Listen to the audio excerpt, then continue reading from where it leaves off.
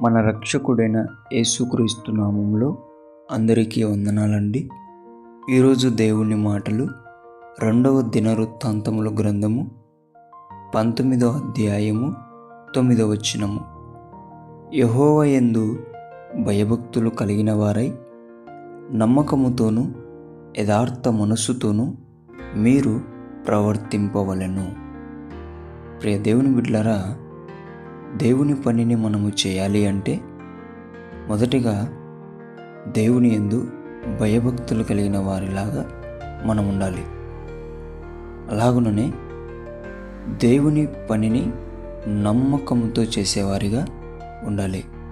అలాగుననే దేవుని పనిని యథార్థ మనస్సుతో మనం చేసేవారిగా ఉండాలి. ప్రియ దేవుని బిడ్డలారా, దేవుని పని ఏదైనప్పటికీ కూడా దేవుని యందు భయభక్తులు, నమ్మకత్వము, యథార్థ మనసు మనం ఉంటే ఆ పని దేవునికి ఇష్టానుసారముగా మనము చాలా సులువుగా చేయగలుగుతాం. ఎప్పుడైతే దేవుని యందు భయభక్తులు ఉండదో, నమ్మకత్వం ఉండదో, యథార్థ మనసు ఉండదో, దేవుని పనిని మనము ఆయనకి ఇష్టముగా చేయలేం. అందుకే దేవుని బిడ్డలారా, మనకు కలిగి ఉండవలసినవి ఏంటంటే ఆయన యందు భయభక్తులు, ఆయన దగ్గర నమ్మకత్వం, మన నుంచి ఆయన కోరుకునేది యథార్థ మనస్సు.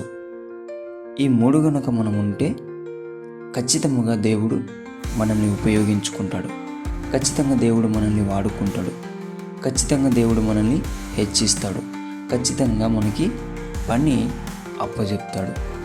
దేవుని బిడ్డలారా, ప్రతి ఒక్కరు కూడా దేవుని యందు భయభక్తులు కలిగి నమ్మకత్వంతో యథార్థ మనస్సుతో దేవుని పనిని చేయాలని, ఆ పని ద్వారా దేవుని నీవు సంతోషపెట్టాలని దేవుని బట్టి మనవి చేసుకుంటున్నాం.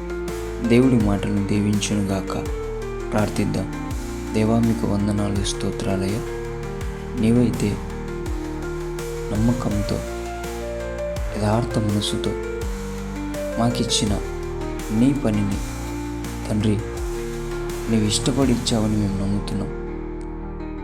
దానిని నీ యందు భయభక్తులు కలిగి, నమ్మకత్వం కలిగి, యథార్థ మనసు కలిగి నీ పని చేసే బిడ్డలుగా, నీ కుమారులుగా మమ్మల్ని నిలబెట్టమని యేసు నామములో ప్రార్థిస్తున్నాం తండ్రి.